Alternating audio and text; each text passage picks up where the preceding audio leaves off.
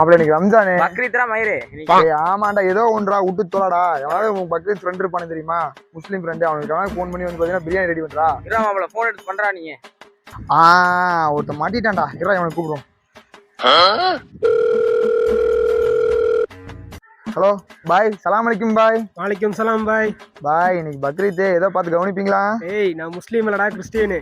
மயிரே முஸ்லீம் இல்லையாப்பா நீ முடிப்பியா சரி இரு இப்ப நமக்கு இன்னொரு பாய் பையன் இருக்கான் அவன் பேருங்க ஒரு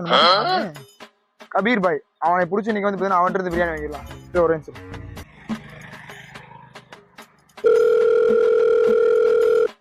ஹலோ பாய் சலாம் அலைக்கும் பாய்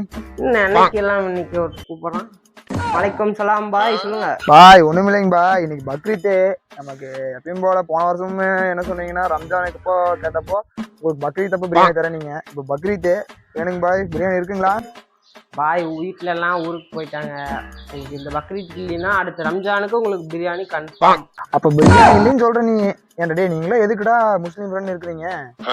வேஸ்டா என்னங்கிறீங்க போன வருஷம் என்ன சொன்னேன் கண்டிப்பா உனக்கு வந்து பாத்தீங்கன்னா ரம்ஜானுக்கு கொடுத்துறாங்க ரம்ஜான் அப்ப நான் பிரியாணி கேட்டப்ப என்ன சொன்னேன் என்னடா சொன்னா